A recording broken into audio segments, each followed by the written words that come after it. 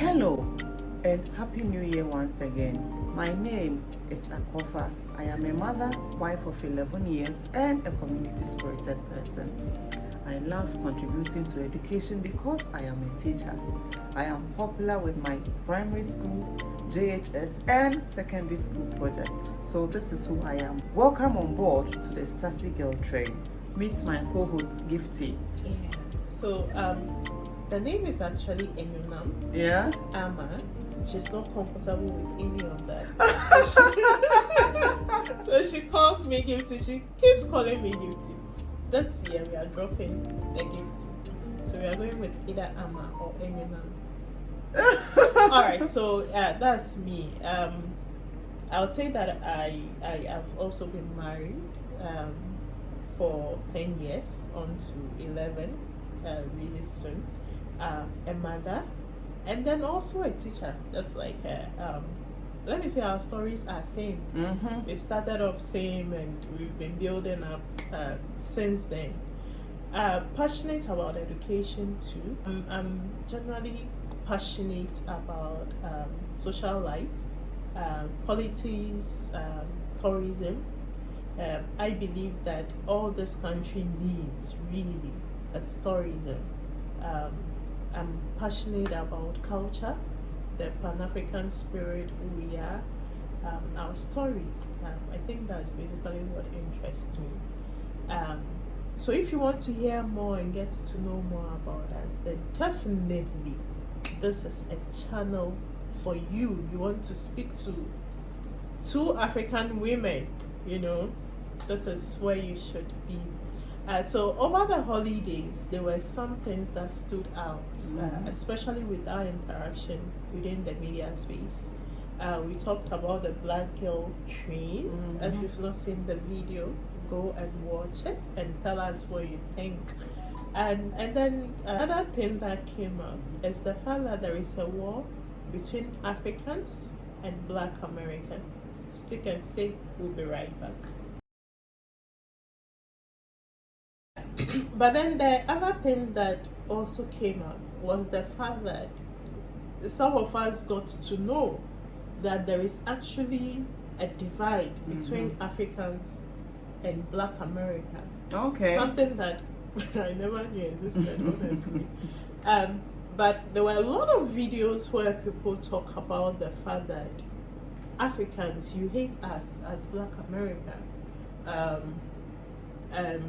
You look down on us, and then the narrative was quite negative. Some of the things that came up during the Black Girl Train. Question: do Africans hate Black America? Hell no. Why should we? Exactly. As I said earlier, if we truly came from the same ancestry, they are siblings. Yeah. So why should we hate them? There is actually, for someone like me who travels, I find comfort among such people. Easily, you can easily identify with. Sometimes they see you in the African print and they're like, oh, I like this. Can you send me? Can you? So that is how you can easily feel comfort in numbers. So we do not hate them at all. When you are traveling, one of the many things that gives you fulfillment for me at the airport, it's like when you sight a fellow Black person and then all of a sudden you just click.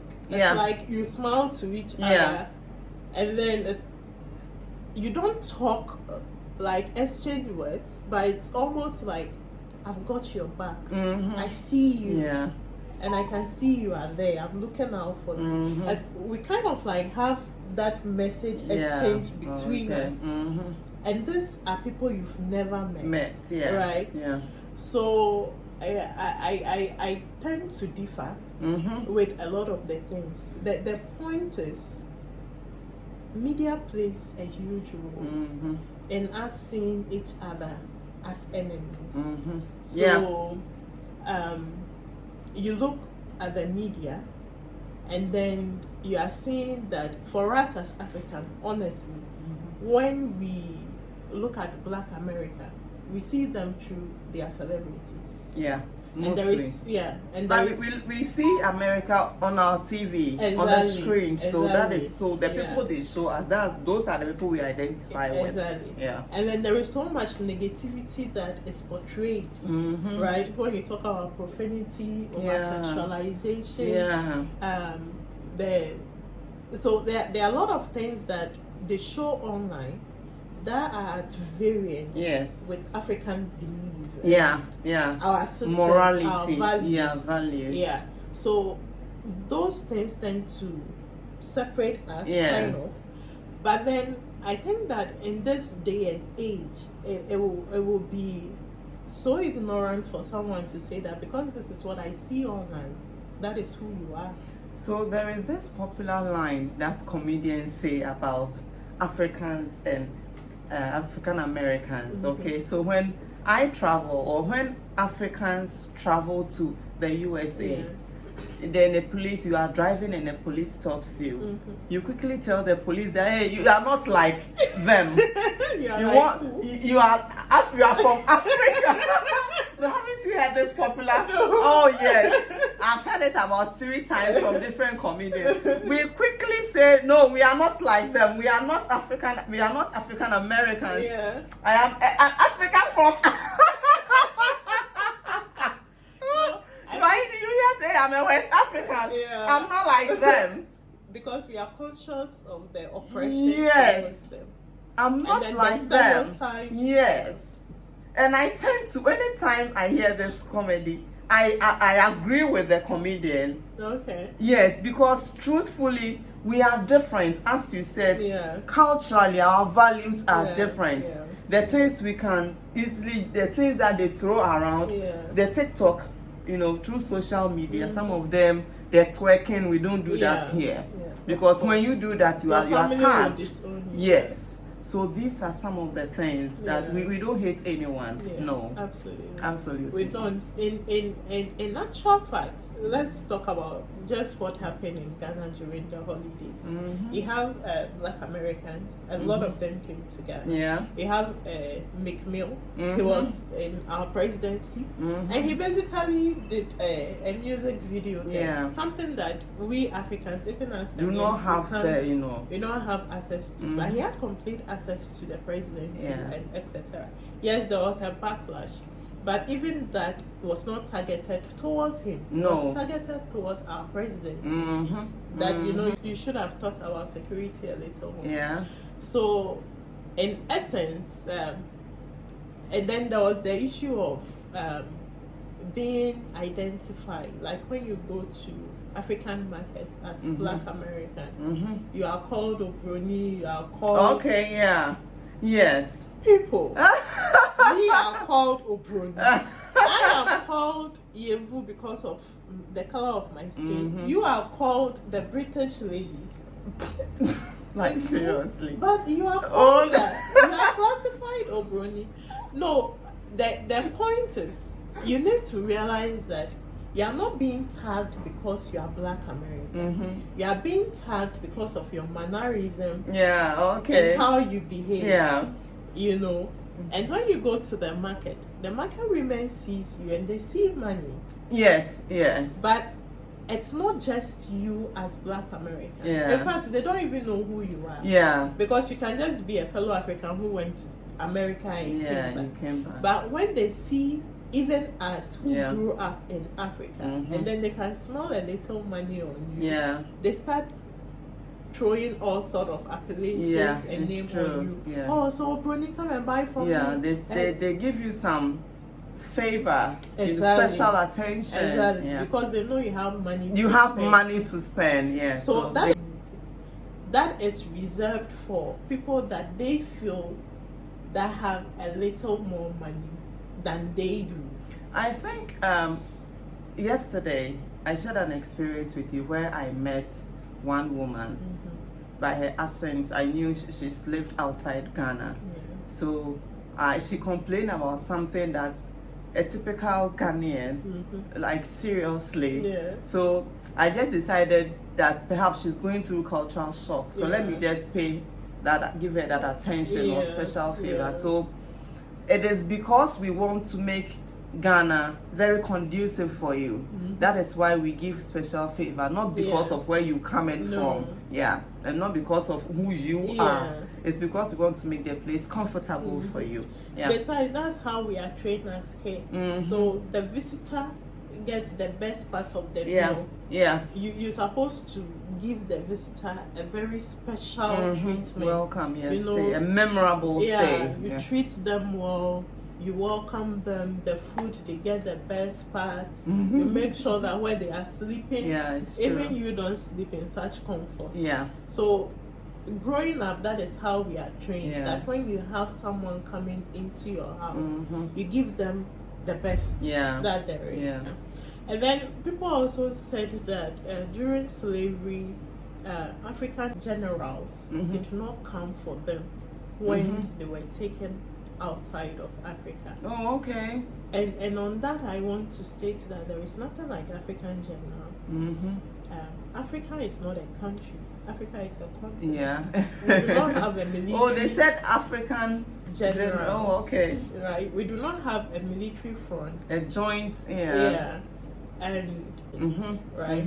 So you were fighting a battle there. We were also fighting a battle. True sense of the word. We've not finished battling here. Right. We still have foreigners that own everything. Most so things, whatever is under our soil, our lands, our government, I don't even know whether they make decisions by themselves. We still go to the West for everything. Yeah. Corporations here are owned, our oil resources, etc. So it will be misplaced to say that Africans never thought about us in the West, even though we are family, they never came for us. We are still not in the position to come for you. No. That's the truth. Yeah. And I think that they are in a better position as Black Americans to move to Africa, to visit Africa. Yeah, invest here. Than we are in a position to. Yeah, because oftentimes when people migrate to the West, either they go to school, very few get jobs, but the rest do menial jobs. And they struggle to survive. I know that at a point in time, the Senegalese government wanted to give the Black American community land so that they come back and invest and then, to develop the economy. No, like just give them lands as compensation, kind of like a repatriation. Oh, okay. That can be done, but if something has to be done like that, it has to be the whole West Africa. Because a lot of the people that were taken from West Africa, even us. So we are Evers, right? And when we talk about Evers, a lot of the Evers, the farm people were taken, and you find them in Cuba, you find them in Brazil, a lot in Haiti, the Caribbeans, they are there. So, and then when you talk about we the Evers, you find us in Ghana. You find Togo, us in Togo, Benin, you find us in Benin, Cote d'Ivoire. you find us, you find us and in other Nigeria. tribes also, And then I saw a name just this morning from Cameroon, and it says Agbo. I said that's an Ewe name.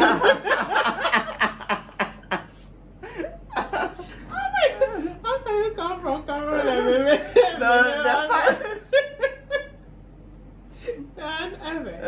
So it's like, which of the country is going to say, let's do this? The same goes for Jamaica. You find them in Ghana, you find them in Cote d'Ivoire, and then it goes on and on. So it will have to be a West African project. Okay. So even if they want something like that, they are in a better position to organize themselves and come here and demand from West Africa, ECOWAS, that we want you to do this for us, because our ancestors are from West Africa. You can't say your ancestor is from majority Ghana. of Because the ethnic groups cut across West Africa. Oh The ethnic groups cut across. So if you want something, then you should actually be holding like a ECOWAS. typical ethnic group, the houses, they are everywhere. The Nigeria, Exactly. they are They are here, they are everywhere. in Togo, they are in Mali, Then and you go so to on. East Africa, they are there. The Yeah. East Africa. In Yeah. fact, they are known as the nomadics. So Oh yeah. wherever they go, they move a lot. Yeah. They are everywhere. East Africa, they are all over the place. So where exactly? Yeah. So when you want to, and they are in a better position to hold our government account. Thank God there is something called ECOWAS. Thank God there is something called the AU. So you tell them that these are your demands and how are they. Then they'll also tell you the arrangements that they have to be able to help you assimilate. That is if you want to come back, right? Then there was also the narrative that a lot of them say is that we are not same. But I think what we've said here has quashed that. We have same ancestry. Yes. You have black, whether you like it or not. Forget. They said some say they are Jewish, they are Hebrew, they are the Mayans. Like, not from all these things. You can't run away from your roots. Oh yeah, no. you can't. You can't. We are one. We are the same. It's true. We have different cultures. Yeah. And it will be difficult because of the culture divide for us to assimilate some way somehow. But I think we can find a common working ground. Oh yeah, absolutely. Absolutely. All right, so you have something to tell our brothers and sisters in the diaspora. So we love you. We are the same. That is, if you consider us as your, siblings, we are the same everywhere. And human beings are the same everywhere, irrespective of the color, race, or whatever creed. Yeah. So let's love one another. Yeah. It's easier for us to be at peace than at war. And we need to remember one thing. Out of all the race, I always look at the Arabs and I admire them because they've built so much for themselves. Even look at the World Cup. Right? They built so much for themselves, and it's enviable. It is, The least we can do is put our differences aside. One professor once told us, we went for, when I went to South Africa, he was like, in Africa is so diverse. Yeah. But there is strength in our diversity. That is one thing we should always remember as Africans. And despite the cultural differences, there is strength. And if we pool our resources together, we'll be a race, form a very formidable force to reckon with. Exactly. We also want to be at the top of the food chain. Of course. Right now, we are at the bottom of the food chain. We should have been because of the mineral deposit on our soil. And we only do the lack of technology. And then to the exploit and unity, correct leaders, to protect what we have, and take good decisions that actually benefit us. And the more we remain divided, but is there hope? Is there? Is there hope? Because the mineral deposits are still there. Oh yeah. But will we ever take charge, control over what naturally has been bestowed onto us? Will we ever? Let's ask that question. 1,500 years, will we ever? Because the minerals will not finish. Will we continue fighting ourselves for things that we don't know whether they are true, whether they did happen? And we need to come to that space that we join force and work together. Right. Unity is strength. And create value not only for ourselves but for our generations to come. Sustainability. I think we are the only race that doesn't think about that. That's very sad. We don't think about our kids, their kids, tomorrow. No. It's just now, our politicians. Yes, let me have it now, here and now. So short-term goals. We'll sell our lands, we'll sell everything just to fill our tummy today. But divided will fall, and that's the truth. Anyway, I hope you Today's show has subscribe. been very solemn for me. Yeah. Are you tearing up? It's been very solemn. But let's think about it. Yes. Yeah. We need to reflect on our choices as a people and stop fighting. I don't even understand. It doesn't make sense, honestly. I'm not trying to make light of it. Yeah. But the fights do not make sense. You are right. They do not make sense. We should be thinking about how to create wealth, sustainable wealth for That's generations to come. Sustainable wealth. And fighting among ourselves won't get us anywhere. No. It won't. Anyway. Good. Alright, so that's it from us today. The Sassy Girl Talk. I hope you enjoyed it. And it's time for you to take an action. Subscribe. Like the video if you love what you heard. And also tell us, what do you think about the African race? What should we be doing to be able to create that sense of unity and togetherness among us so that we can continue to build sustainable wealth for us and then the generations to come. So join the movement, join the conversation, leave us a comment, let us know what are your thoughts. Right.